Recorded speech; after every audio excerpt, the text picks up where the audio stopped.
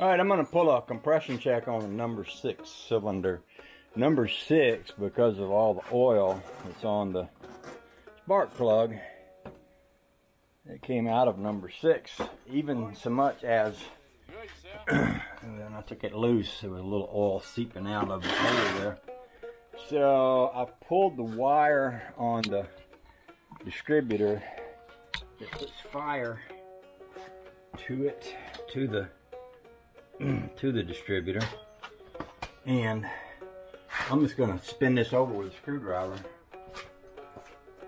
What I mean by that is, instead of using the starter, I just take a screwdriver, reach over and touch the wire on the solenoid to the hot wire to the battery. That should spin it over enough for me to get a good compression check out of it.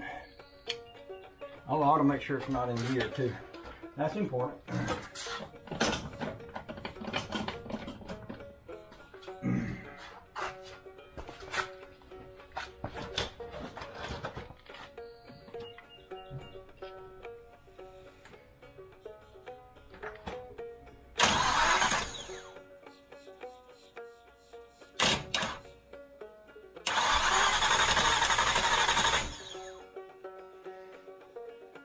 So I've got good compression. It's 140 pounds or so. And over a couple more times.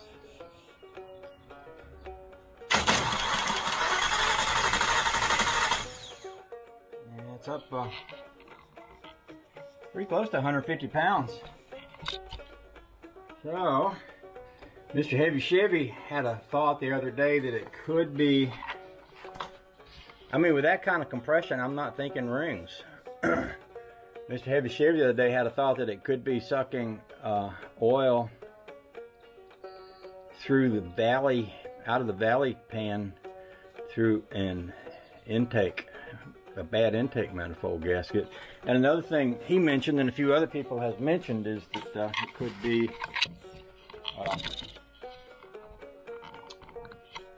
a bad valve seal. And one of the problems with that is that usually when you got a valve seal that's bad, the first thing you get when you crank it is smoke. And you get, because the smoke will settle and leak down through that bad valve seal, and that's what will come out of the car when you start it up when it's cold. And that hasn't happened on this car.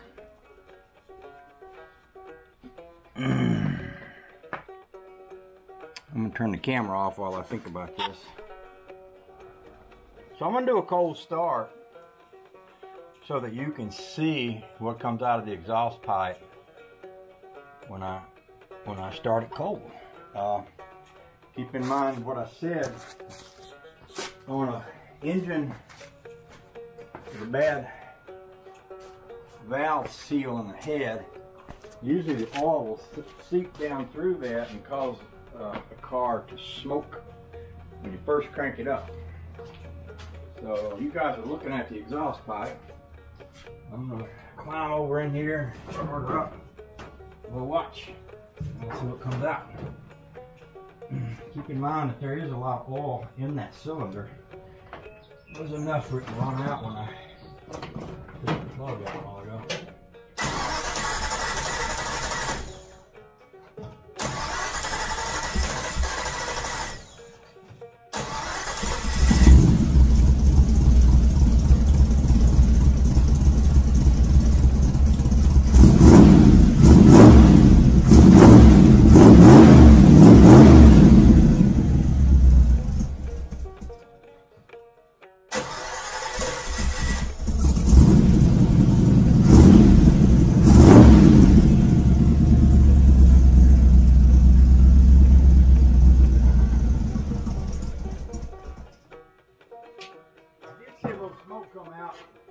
But, like I said, there was smoke in the cylinder. And there may even be, well, like where there was oil coming through the exhaust pipe the other day, there may even be some oil. Let's pop that plug out again and look at it after I've run it just a little bit. One of the things that I'm really good at doing is unnecessary work. Like, you know, I'm the guy who changed an engine in a car one time because it jumped the timing chain. It's a lot easier to replace a timing chain than it is an engine. But you know, in all of my youth and glory, I knew somebody that had a big Mercury with a 390 in it, and I had a Ford wagon with a 390 that had jumped the chain, and to me it made sense to throw a new engine in there. Now looking back, I think, well, that wasn't very bright. Now, that doesn't look, you know, it had oil on it already, and you can actually see the oil down here that came from around that plug hole. I wonder if this thing's got a leak. I wonder if there's a valve cover leak that's letting oil run down and sort of seep into that oil hole, that plug hole. That could explain some of the oil there. I'll cut y'all off and do a little research here. Okay, I put that little homemade spark plug air socket thing into that plug hole. By the way, I pulled all these plugs. None of them are oily except for this one, or were oily except for that one. And I'm going to plug the air line into that. I think my air compressor runs about 100 pounds, 130, which is comparable to compression. And when a compression gauge works, whatever the compression goes up to, it'll hold that. It won't let it leak out of the gauge. But what I need to know is whether air or oil, if air leaks out of the cylinder, if air pressure leaks out of the cylinder, then it could also be sucking oil into the cylinder. So we're going to see what happens.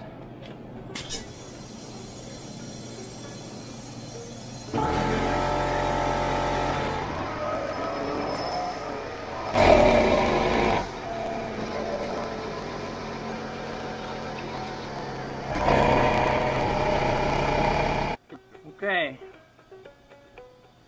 here she is with 150 pounds of pressure. Pressure dropping a little. Not much though. Now what I'm doing is using this smoke to see where the air is moving at. And the only place I see it having an effect is down here, which would be the air compressor connection. You see how that smoke gets disturbed right there, but here, not even a whisper. So I'm thinking it's not the valve seal. Those are kind of special little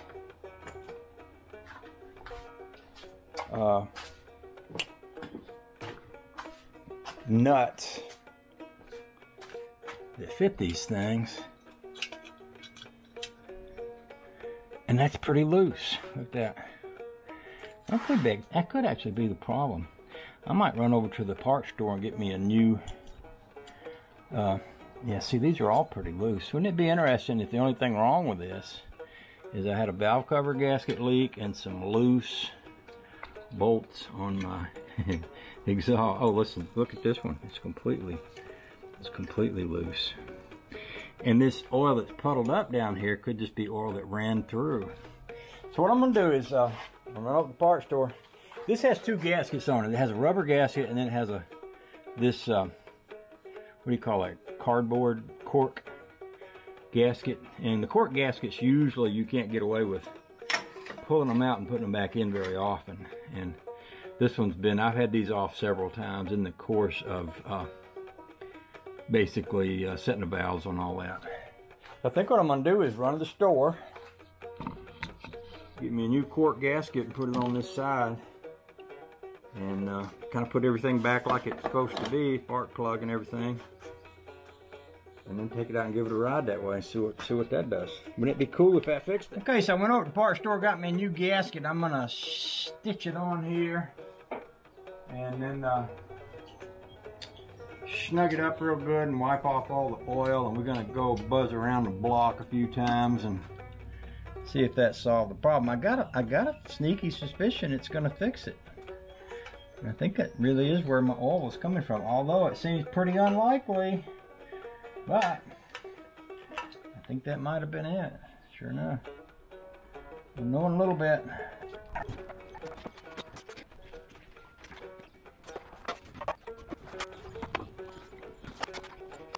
Okay, I'm going to take her out and wind her up a little bit and see if we've eliminated the smoking problem. I think I'll try sitting you guys on this one here. The other day I was doing something that was really bouncy. I'm not sure. I've got a thing down in there that I can put the tip of this on. It might eliminate some of that bounce. So I might try that and see how that does. Trying to get the best show I can for you guys. So I also readjusted my seat a little bit, and we'll see. The other thing I was going to do was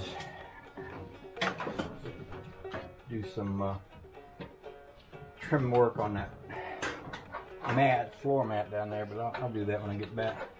I'm going to go just ride her around and see if we've eliminated that smoking problem we were having before. Oh, the joy. Be nice if we have.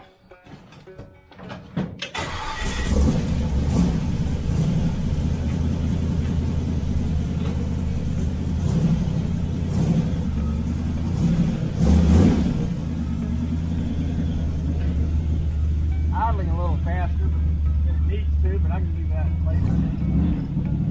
That won't keep you from riding around.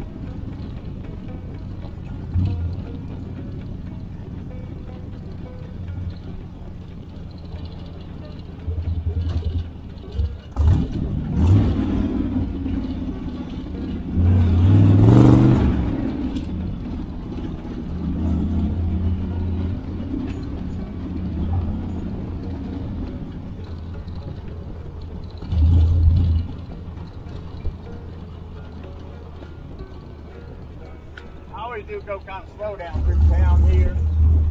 Like some people around here don't like be speeding through the neighborhood. I'm kind of one of them, you know. A lot of people come through town going way over the side.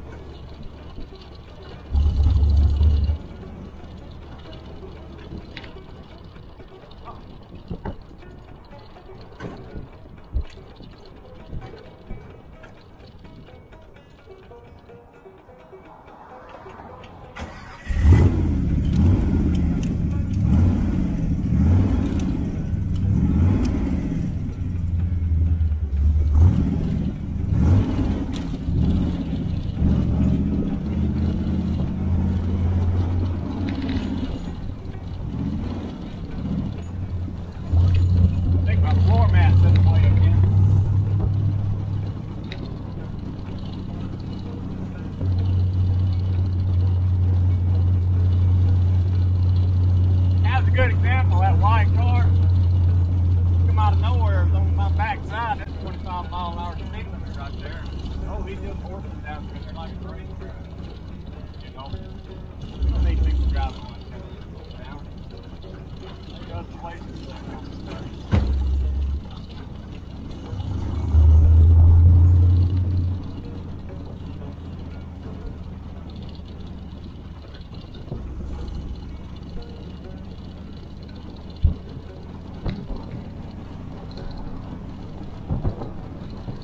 Get over the house, I'm running down a little bit.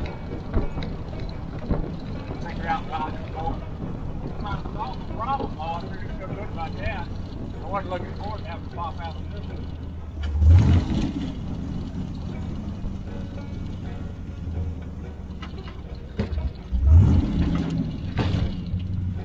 I'll adjust that idle, adjust my floor mat. I want to adjust my seat too.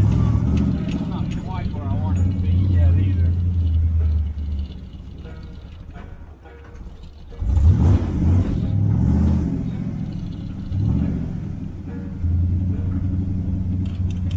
Uh-oh, I just saw some smoke. Yeah. I thought I had that fixed.